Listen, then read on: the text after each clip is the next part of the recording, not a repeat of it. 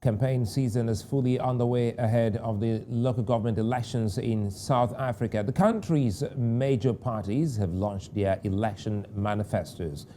The Economic Freedom Fighters and Democratic Alliance have both promised to prioritize services.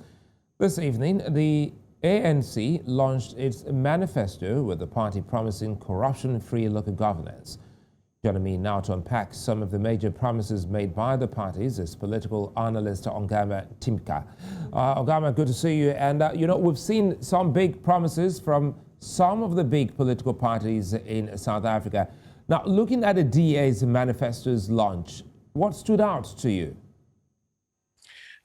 Good evening, Sulaiman, and also your viewers. So there are a number of things. South African political parties have got a general consensus on, one, what the nature of our problems are as a country and what the prospective solutions are.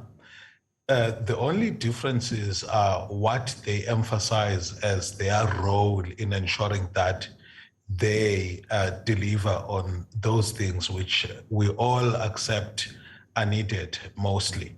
So the Democratic Alliance's manifesto was mainly about how they will take the gains they have made in the Western Cape province of South Africa into the rest of the country, and they are campaigning on a platform of good governance. And they are basing that on the fact that many municipalities under the governing party, the ANC, are in a state of collapse, confirmed by the Auditor General of the Republic. And so they are promising to voters that what they have gained in the Western Cape will be what they offer to municipalities throughout the country.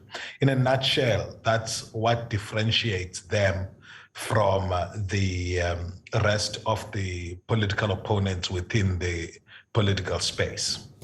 Slowly but surely, they seem to be gaining momentum. The EFF goes into this election with plans to run some municipalities, not just to enter coalitions. Now, do you think their manifesto will get any mayoral, change? Any? If their manifestos get any major change? Sure. So the EFF uses a very bottom-up approach in terms of what it conceptualizes to be the problems and offers solutions that are state-centric. So it sees a lot of role for the state in terms of stimulating the economy. It interprets the fundamental problem in South Africa to be one of social justice and oppression, and as a result of that, wants to use the state to transform socio-political economic life. One of the policy positions that have attracted a lot of media attention are their plans to build low-cost housing, which in South Africa is designated for the poor in affluent areas. So that's the extent to which they want to influence property relations in South Africa. They also propose a wealth tax, among other things.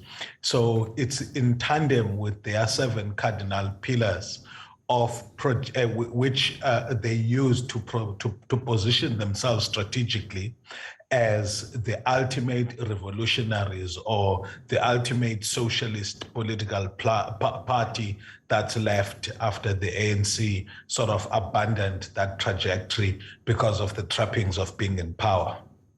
Let's go back now to the ANC, which has promised the people better services and what it calls less corruption. Is this a believable tale to the South African people? So the ANC has been the governing party since 1994 in the majority of provinces and municipalities in South Africa. It suffered a big dent when it lost